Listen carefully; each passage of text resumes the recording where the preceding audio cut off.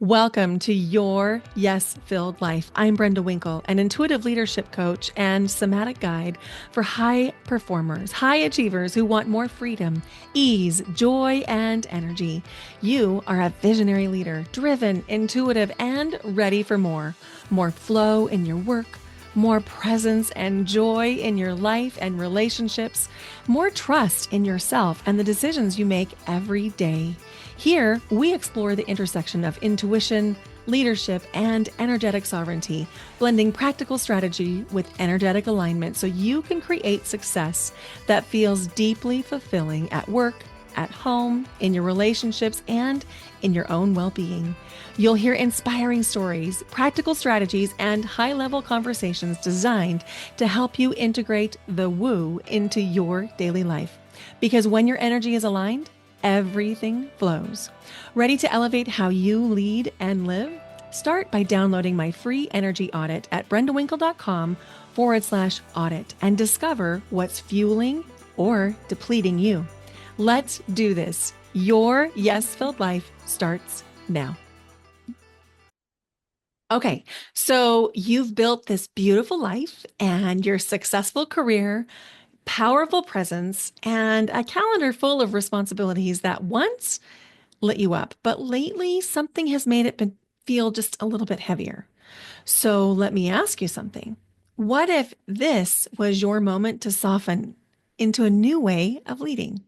I'm Brenda Winkle, a psychic medium, somatic coach, and intuitive guide, and I work privately with high achieving women who are ready to trust themselves more deeply, to reclaim their energy, and lead from the inside out.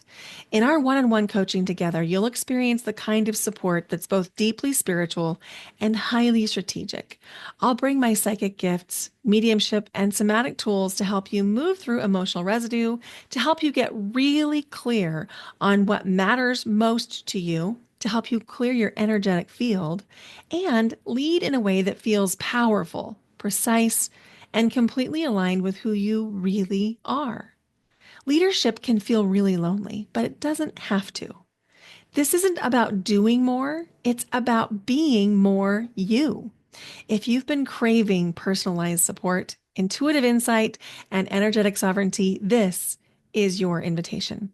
Go to brendawinkle.com/coaching to learn more because your yes filled life, it starts the moment you say yes to yourself. Hello and welcome to Your Yes Filled Life. I'm your host, Brenda Winkle.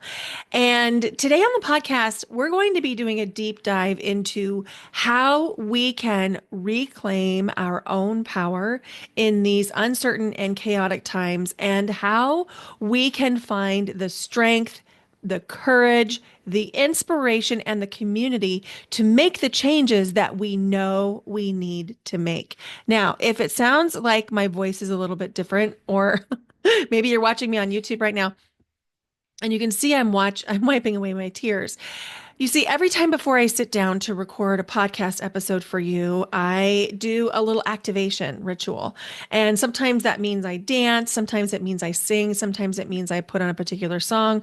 And today I was really guided to do something a little bit different. So I was asking my spirit team, how do I know what to come to you and talk to you about today?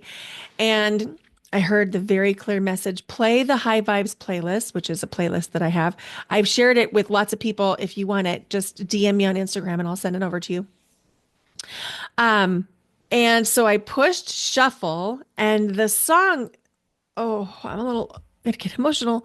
Um, the song that came up was the Black Eyed Peas, Where is the Love? Now, if you haven't yet listened to this song or you don't know this song, I'm going to invite you to go do a Google search for it, find it on Spotify, find it on Apple Music, and really listen to it and let the lyrics wash over you because um, it's so current. And the very first time I heard this song, I was watching a movie called I Am, which was it's a documentary created by Tom Shadyac. And In the movie I Am, Tom Shadyac talks about going from being a multi-million dollar producer, a movie producer, creating films with Jim Carrey and living in multi-million dollar mansions, owning multiple multi-million dollar mansions. And he had an experience where he was injured and got a concussion and ended up with post-concussive syndrome. And this movie, I Am, talks about the awakening that happened for Tom Shadyac after he began to heal from this post-concussive syndrome. And it's a really cool film. If you have ever wondered about spirituality or wondered about quantum physics or just been curious about how things work or wanted to hear a different perspective, invitation to go check out this film. It's great. It's a little bit older. I mean, I was living in Boise when it came out, and I've not lived in Boise for almost 4 years now, so it is probably 6 or 10 years old. It's worth finding, even if you had to purchase a copy. So anyway, I heard this song, "Where Is the Love," as I was watching I Am. And I was coming here to talk to you about ways to really claim back your power. And then this song came on the playlist, and it like hit me. Um, it really hit me. And so there's a couple things that I really want to dive into today. One is there's so much pain in our collective right now. And there's two things that you can be doing right now that will not only ease your pain, but they will ease the pain of the collective. And so, even though I'm a little bit emotional, and you're probably thinking, "Oh, Brenda, you have kindly finally come unhinged." Um, there is going to be some groundedness here. So, there's two things I really want to focus on. Number one is, how can you find and feel and sense love on a daily basis? There is a ton of hate and divisiveness, and somehow in the American culture, I don't know when this shift happened for sure, but there has been a shift. And all of a sudden, being blatantly unkind, cruel, hateful, racist, homophobic, sexist has become the norm. And people who have those beliefs have become emboldened.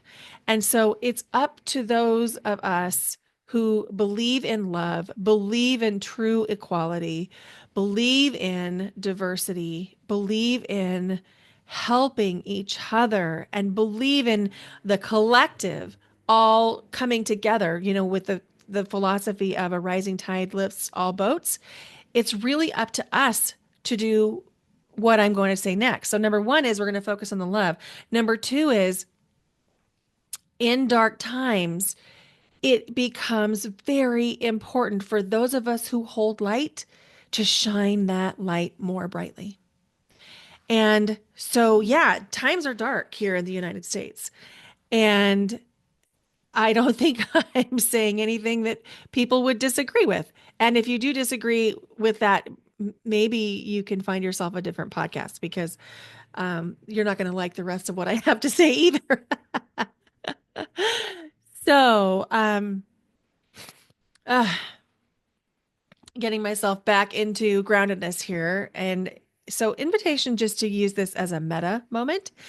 And I'm going to ground myself, and you can ground with me. So I'm going to put my feet so that they're not crossed, so that they're both touching the floor. And I'm going to widen my stance. And then you can begin to hear my voice shift as I'm grounding. I'm also going to imagine dropping a red laser beam of light down from my tailbone into the center of the earth. Oh, that feels better. And so what I'm doing here is now I'm calling on the earth energy and Mother Gaia to support me and sort of a remembering of my subconscious. I'm not doing this by myself. In fact, I'm doing this with my whole spirit team. They're all around me this morning. They're really, really present, which is, I think, why I'm feeling so emotional because, there's been some times lately that I have not been tapped into my true gifts. And that's a podcast episode for another time. But I am tuned in, turned in, tapped on, however you say that. And so this is going to be a transmission for you. And I would invite you to please, please, please share this episode with people that you care about because the pain that we're sensing in the collective, if you're sensitive, empathic, intuitive, not only are you witnessing it and maybe you're experiencing it in your own individual level, but you're also feeling it in the collective. And so there's a couple of things that we need to do to maintain our sovereignty, to maintain our power, to maintain our hope, really. So on the Table of Woo podcast, which is my other podcast that just started, episode 2 is called Protect Your Energy. And so, if you don't yet know how to protect your energy, that's going to be a great thing for you to go listen to. All of those episodes are under 30 minutes. There's no guests that are going to come on the Table of Woo podcast. It's all solos, and it's under 30 minutes, and it'll be really, really helpful for you in order to protect your energy. So that's number one is you have to protect your energy to create your own sovereignty. And anybody that takes issue with you protecting your own sovereignty and protecting your energy is benefiting from you not protecting your energy and your sovereignty. I once had a coach. I was in this high level mastermind and I had a coach tell me, this is pretty much verbatim. I know what your problem is. Your problem is you're trying to teach people to protect their energy. Do you think any of the big spiritual teachers of the world, like Buddha or Abraham, are teaching people to protect their energy? Of course not. You can't teach something so fear based, she said. Now, obviously, I'm no longer with that coach. In fact, I have completely distanced myself from that particular individual, sending her all the love in the world. But if there's anybody that has an issue with you protecting your energy, they're benefiting. They're absolutely benefiting from it. So people who really, really care about you want you to have energetic sovereignty. And so if you don't yet know what that means, go listen to that episode on the Table of Woo. So let's talk about two things that are so important. One is, of course, tuning into the love around you. And this might mean that you go inward to your own family. I believe it was, I might have the quote wrong, but there was a very famous quote. I think it was Mother Teresa who said, "You want to change the world? Start by changing your own family." Meaning the love that we give each other in our own family units trickles out. And so if we're being kind, nurturing, loving, accepting, supporting of one another in our own homes, it gives us a different capacity to deal with the rest of the world. And so that's really, really important. Do not underestimate the importance of those nuclear relationships that you have. And then, gosh, my nose is still running. Um, sorry about that. I'm not going to edit this out. In fact, I'm done editing stuff like that out because I think well, I don't even think it means something. And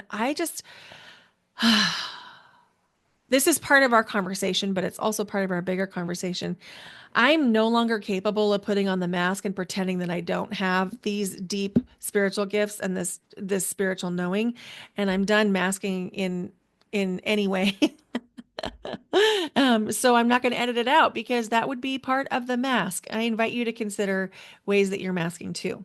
So anyway, back to the love. Then, there are people in all of our lives that might challenge us to find that sense of love. And, I am a student of Gabby Bernstein, and Gabby Bernstein is a student of A Course in Miracles. And she taught me something years ago that literally changed my life. And it's this one question that you can ask yourself, which is, how can I find love in this? And you know what? Sometimes it's really tricky. Sometimes it takes a couple minutes to figure out how you could find love in this. But I promise you, it's always there if you're willing to shift your perspective. And it does require a perspective switch. And the other thing that has to happen with this is we have to be willing to let go of our judgment. Not only do we need to be willing to let go of judgment of others, but we need to be willing to let go of judgment of ourselves. Which leads me to the second thing, which is how can you shine your light more brightly? As a highly empathic, compassionate, intuitive, loving person, you do hold light for a lot of people. And you know what they say about light, right? Darkness cannot exist with light. Even one match in a very dark room will bring light.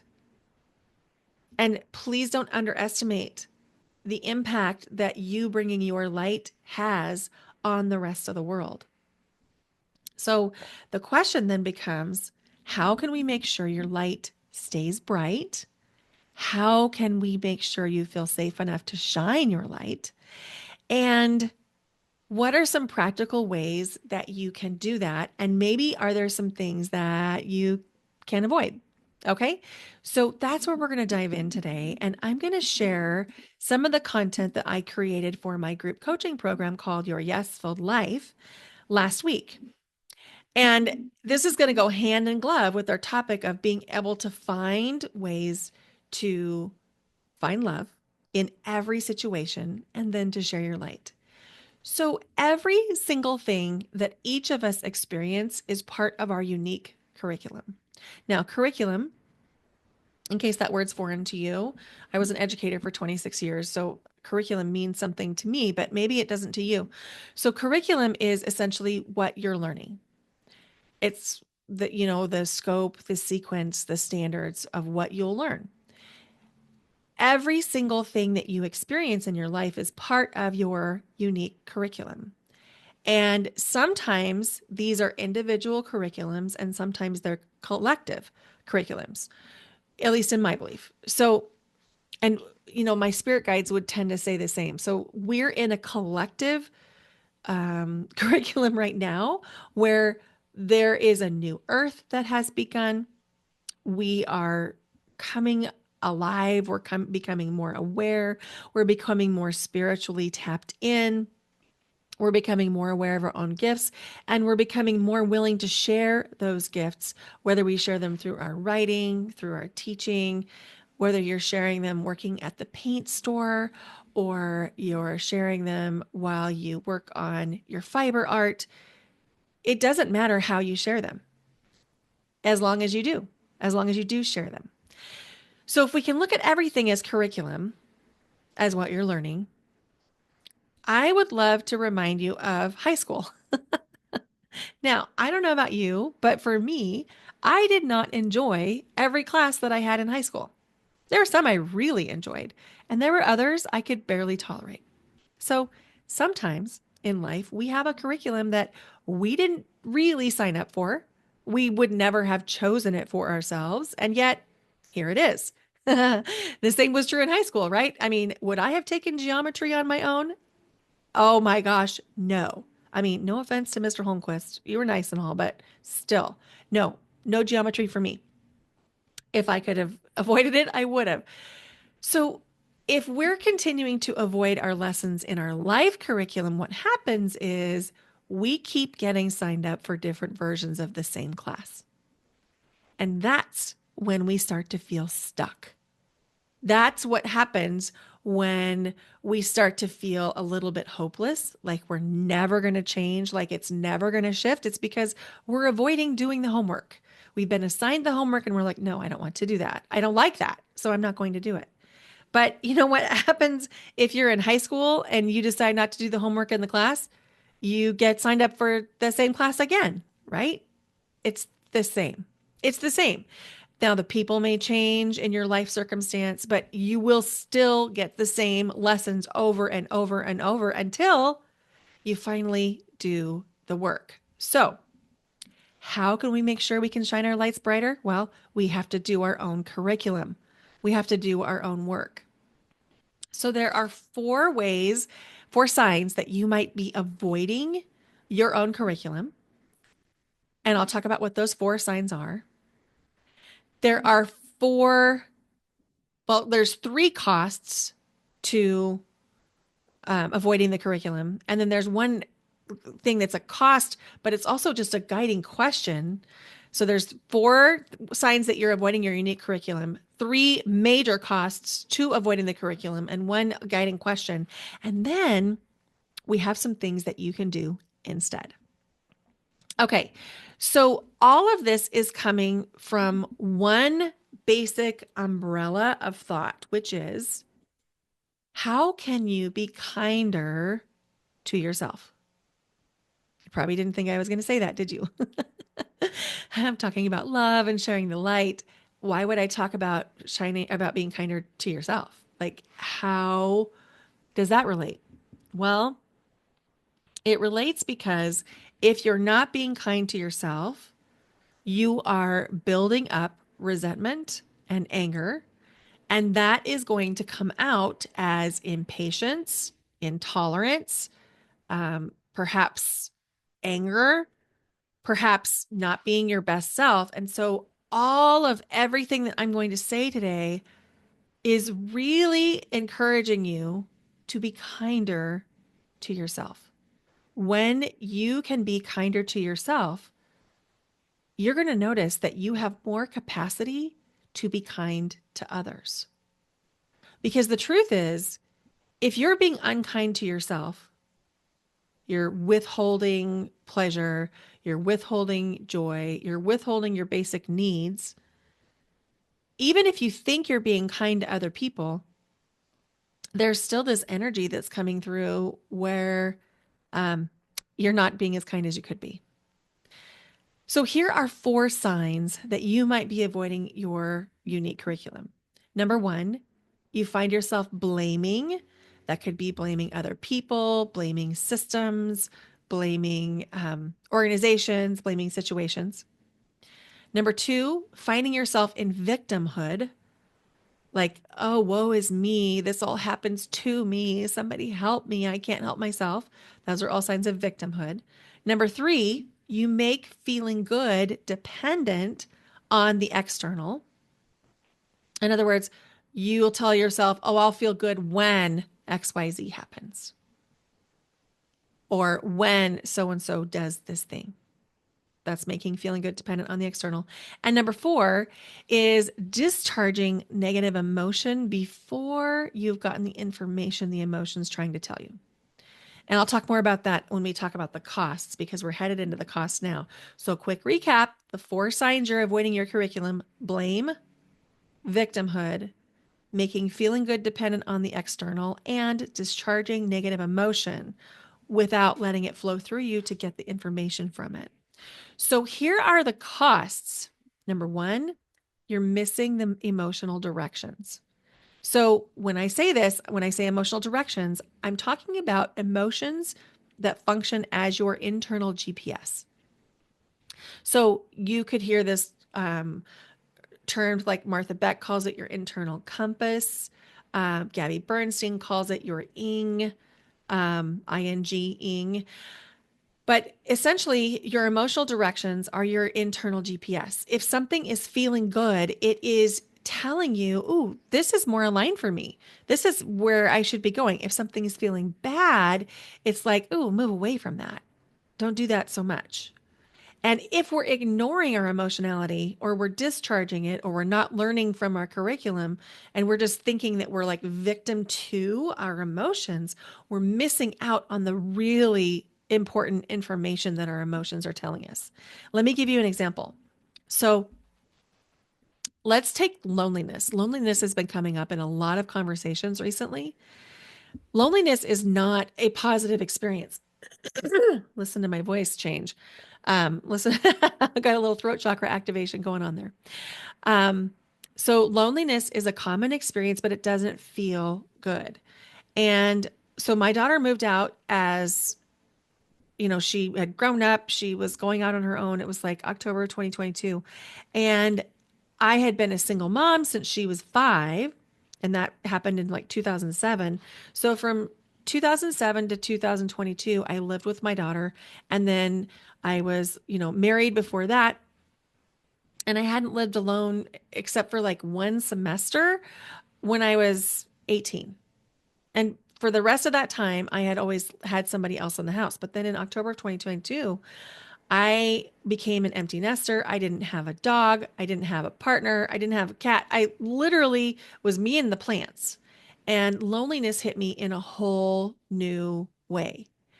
And I knew that I was lonely, but there was some shame I was carrying because, the culture talks about, oh, well, learn to live alone, learn to be alone with yourself, like that's some sort of moral platitude that makes you better somehow if you can tolerate being alone, which I understand what they're saying. There is benefit and value to spending time alone, but I don't think that there's benefit and value in being alone and feeling lonely. So anyway, I I didn't quite know how to deal with that loneliness because I was in a pretty new city. I had just walked away from being a full-time teacher. I was not really a part of either of my elementary school communities when I was working in the school district because I went to every other school. I went to a different school every other day for the entire first year I was in the Portland area when I was still teaching. And so I was just barely on the surface of getting to know people and getting to be part of their communities. And and then I got transferred to a middle school. So the elementary schools thought that I had left them, which I mean I did. And so I lost that community. And then right before the school year started was when I went out on my own in my business. And so I didn't become a part of the middle school community that I had been transferred to. So the little amount of community that I had enjoyed in the public schools went away. And my daughter moved out. And then I sold our house to be able to finance the business. And there I was alone. And it was very unpleasant. Really, truly. It was very, very difficult. And there was a stretch of time that I went 3 days without seeing another person. Like it wasn't that I wasn't leaving the house. It was that I did not see another person, did not have a conversation with anyone that I knew for 3 days. Not even that like lock eyes with somebody that lived in the apartment complex I was living in at the time. And I was desperately lonely. I was starting to worry about my mental health. I was starting to worry about my mental stability because I kept questioning like, is this real? Like, is this real that I'm just alone all the time? Is this all there is? And then this box elder bug. Do you know what box elder bugs are? If not, look it up. This box elder bug came into my apartment and it was like the first sign of life that I had seen in 3.5 days. And I cried with relief when I saw that bug because I was like, okay, there is still life moving out there. And, between the gray skies and the rain and not seeing people, it was it was very, very difficult in 2022. And even the first part of 2023 was really, really difficult. Not that it's gotten that much easier because then last year my dad died. But the point is being able to sit in those emotions and understand how deeply lonely and sad I was gave me the courage to make changes. And so I went on a retreat to Bali. I went on a retreat to San Diego. I joined a different group. I made new friends. I forced myself to join some things that I felt deeply uncomfortable doing. But if I wouldn't have actually allowed myself to sit in the sadness, I wouldn't have known to do those things because I wouldn't have been able to follow the emotional direction. So even the uncomfortable, unpleasant emotions have value because they can direct us to the things that would actually make us feel better. Okay, so that's one of the costs of ignoring your unique curriculum. Another one is missing the lessons. So a lot of times, if we just take a moment and we were to ask ourselves questions like these four: what can I learn from this? What miracle am I being shown? Am I being protected from something right now? And how can I take responsibility for my part? When we ask ourselves those questions, we can get into deeper meaning from what's happening around us. And understanding that deeper meaning means that we're actually learning the curriculum, which means that we won't be signed up for the same class. Plus, it gives you your power back. When you start to ask questions like that, it's a beautiful way of doing something that feels like you're reclaiming your power because you're not being reliant on the external situation to change before you feel better. There's something really, really cleansing and empowering and energizing about asking those types of questions. What can I learn from this? What miracle am I being shown? Am I being protected from something? How can I take responsibility? And then the third cue or the third cost of missing out on the curriculum is, what if you're missing the miracles? Sometimes what's happening to you is part of a bigger blessing, but you can't see it. And especially you won't be able to see it if you're stuck in the negativity around it, helping you to bring something forward that you would never have chosen, or maybe forcing you into a decision you don't quite feel ready for. Or maybe it's compelling you into an action that you've been avoiding for a long time. And when you start to get really curious around, what miracle am I possibly missing right now? Oh my gosh, it's like things open up. And then the last thing, which is like a guiding question that I would invite you to ask, is, what are you making this mean? So if I would have asked myself that question as soon as I felt lonely, like on day 2 on that 3-day stretch up where I didn't see any people, if I would have asked myself, what am I making this mean? I would have probably thought, oh, it means I don't have any friends. It means blah, blah, blah. And it would have challenged my feelings because then I would have said to myself, well, wait, is it true that I don't have any friends? Well, no, it's not true that I don't have any friends. I have a lot of friends all over the world. I just don't have that many that I can do things with in person in Portland. But that's not the same thing as not having friends. If I would have asked myself that question, it would have really saved me a lot of pain in that 3-day stretch where it was so, so, so painful. And so when you start to ask, what am I making this mean? I wonder if I could be curious around, I wonder what I can learn from this, or I wonder what this is about, or I wonder what this is showing me, or even, is there a skill that I can be practicing here? When you start to ask those questions, you are reclaiming your power. And it feels really, really good. And not surprisingly, that's also when you're going to get all kinds of new ideas. Because when you start to think about things differently, new ideas pop in. Another way to say this is, you can't solve the problem from the same energy. Oops, let me try that again. Yeah, that was right. You can't solve the problem from the same energy. You have to find a different energy to find the solution. So, what do we do instead of all this? So, I've told you, the 4 signs that you might be avoiding your unique curriculum. I've showed you the 3 costs of avoiding the curriculum. I've talked about one guiding question. What can you do instead? Well, here's the thing that I find really gets in the way for people. Feeling our emotions is the same thing as finding our internal GPS. It's like the big direction finder. It's like the map with the flashing arrows. Go this way, avoid this. But what happens if you're in a circumstance, a situation, a career where you can't actually feel your emotions in the moment?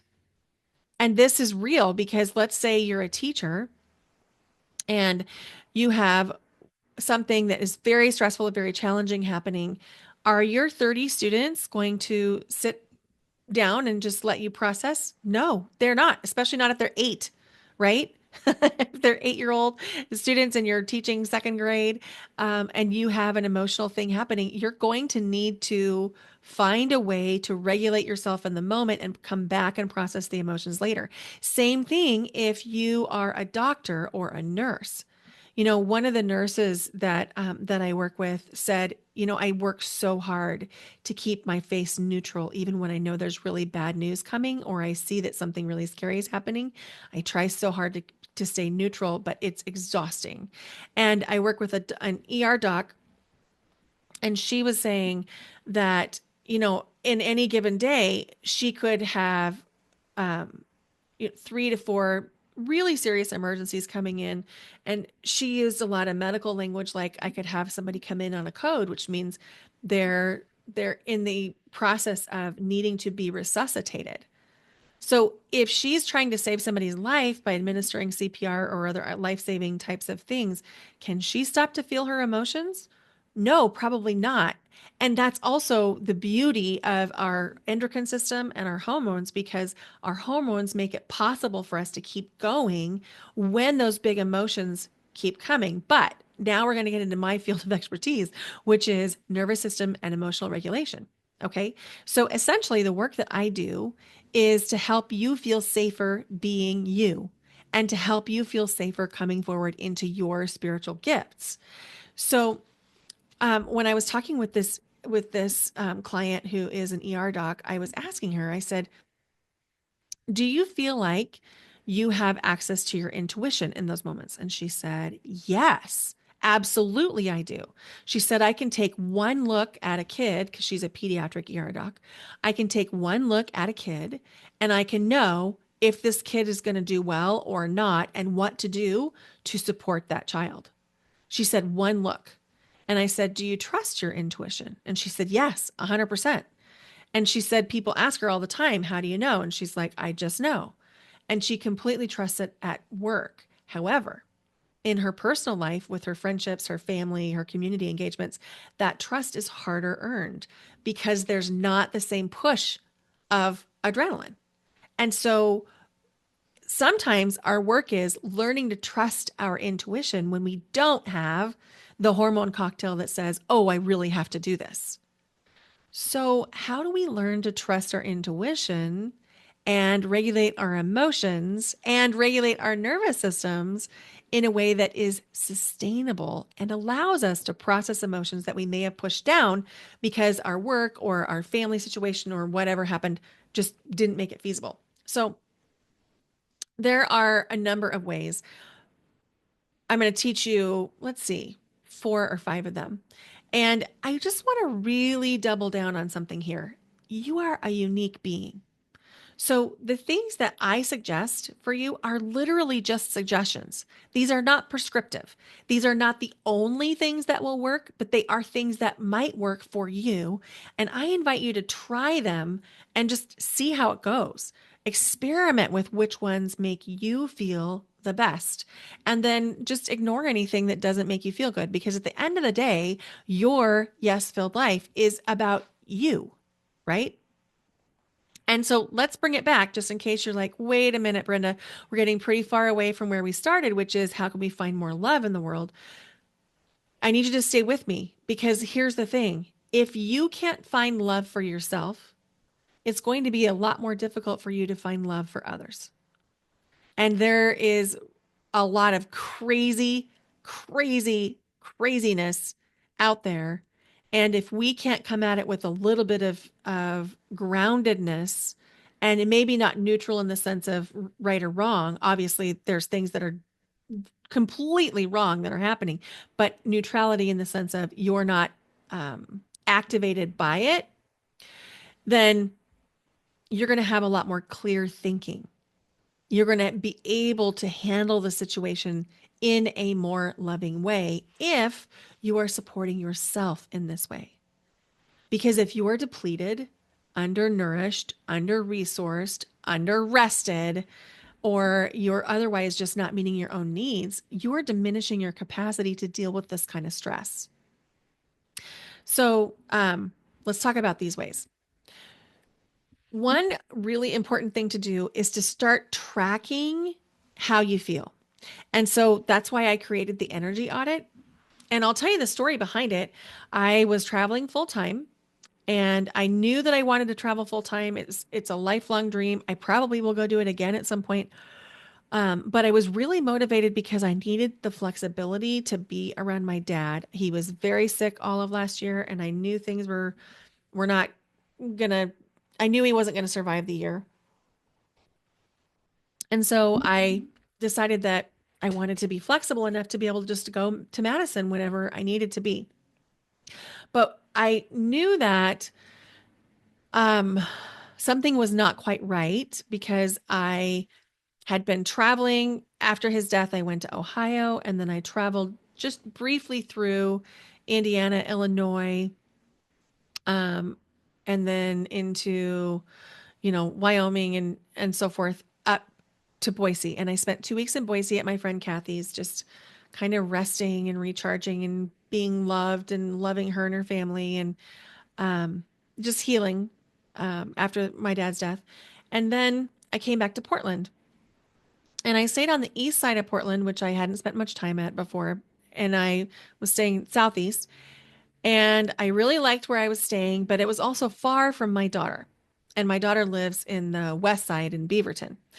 And so I decided that if I was going to stay in Portland, I really needed to get to the west side because, a 45-minute drive isn't the end of the world, but it also cuts down on how often we can see each other. And so I moved into a different Airbnb on the west side, right near Multnomah Village. And as I was moving into the Airbnb, I had a panic attack, massive panic attack. Now, I haven't had a panic attack since I was married. And I left that marriage in 2007. So it's been a long time since I had a panic attack. It took me a few minutes to even recognize what was happening. But I had this panic attack and it was so severe that I could barely get myself checked into the next Airbnb. In fact, I had to ask the host for support.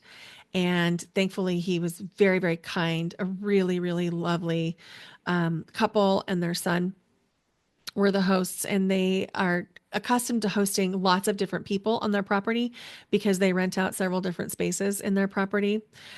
And so he and his son helped me carry all the things in from my car and just were so kind and gentle. And he had lost his mom earlier in the year and seemed to think that my panic attack was related to the death of my dad. And the reason he knew my dad had died is because we'd been in contact for a couple of weeks on Airbnb, just making sure it was a fit. Because if you're going to stay in somebody's property in their apartment, at the back of their house, you want to make sure it's a fit, right? So anyway, he knew about that. And he was just kind and gentle. So after this panic attack, I got the help and support I needed. And then I was thinking to myself, okay, something is really off here. And so I started to track my energy. And I was tracking every interaction, every conversation, every meeting, every activity, every place that I went, everything that I did. And it was really informative because I was thinking that I was going to continue to travel probably until March of 2025, like just 2 months ago. But when I started to track, I realized that I was spending a lot of bandwidth in decisions around where to live and that it was costing me bandwidth and energy that I didn't have simply because of the grief after my dad's death. And so I continued to track it. And that's what led me to realize, oh, I need to actually find a place and move into a place and not travel for now, just to cut down on the amount of decisions that I'm making. And that's what led me to be in the place that I'm in now. And that energy audit, I've used it since October of 2024, and it is game changing. I come back to it every week. I do just a couple days of tracking, and then once a month, I'll track it again for a number of days and then just really look at, okay, is what I'm doing actually doing what I think it's doing, or are there things that I need to be considering differently? And so go download your energy audit at brendawinkle.com/audit. And then if you're a digital person and you love things that are digital, You know what I mean. Just email me and I've got a digital copy that I will send to you with drop down arrows and it's color coded and it's really cool. And it can give you an idea of what is your energy really? What are your emotions really telling you? And it's game changing. So it's the same reason that you would track nutrition is why you'd track your energy. So if you're not paying attention to things, it's easy for you to start to tell yourself magical things. Like, I'll give you an example. My magical thinking was I'm eating a 400 calorie breakfast. But when I started to track it, it was not a 400 calorie breakfast because I had changed the granola to a high protein peanut butter granola. And my 400 calorie breakfast turned into a 680 calorie breakfast. So you got to track stuff once in a while. You don't have to track it all the time. You don't have to become obsessive about it, but just like a little, you know, a little tracking here, a little tracking there can be super informative. And then after you track it, it's really important to create some practices where you can feel your feelings in some kind of daily capacity, whether that means you're journaling at the end of your day or journaling at the beginning of your day, or you have a breath work practice. I highly recommend a breath work practice. I'm a big proponent of breath work, obviously. In fact, I host breath work twice a week. I host breath work Mondays at 5:30 p.m. and Wednesdays at 8 a.m. Both times are Pacific. And you can drop in for breath work anytime you want. Just go to brendawinkle.com/breathwork and you can come to any of our breathwork sessions because we're doing it almost every week. So come breathe with us. And then the other thing is daily exercise. And I don't mean just tracking on your Apple Watch or your phone that you get the right number of steps. I mean actual exercise.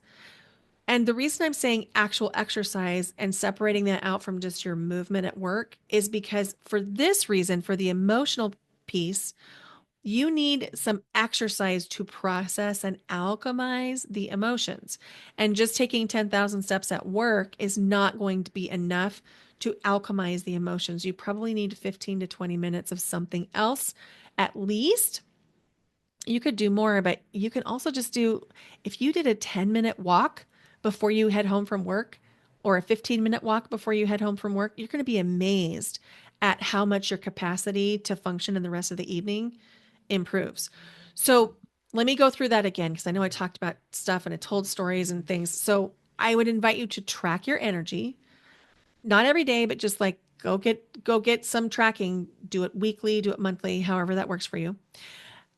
And then find a way to feel your feelings and some ways that you can process your feelings: journaling, regular breath work, or daily exercise.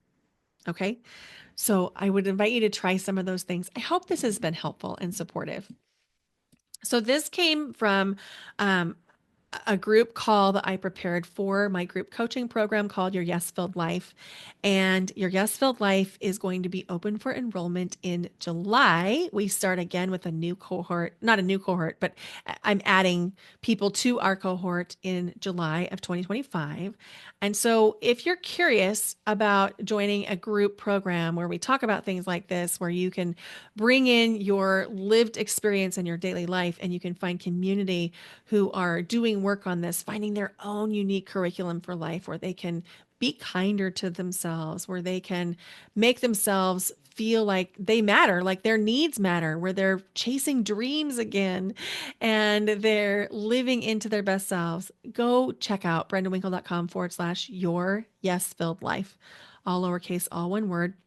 And, you know, I always think of my own journey, and I think of my own journey because I try and remember, like, what was it like for me when I felt really in it and I knew I wanted to change, but I didn't know how. And I remember reading a book um, called There's Nothing Wrong with You. And I feel like that book was a real change maker for me because I wanted to believe so badly that there was nothing wrong with me, but I felt so damaged. I felt damaged by an abusive marriage. I felt ashamed of the choices that I'd made that led me to that. I felt ashamed of being unhappy in some of the career choices that I had made. And I felt ashamed because I had a really good life. I had, a stable career, a stable income. I was providing for my daughter. And yet I felt deeply unhappy, like something was missing. And I just wanted to feel fulfilled. I wanted to feel alive. And so after I read that book, I signed up for a chakra class.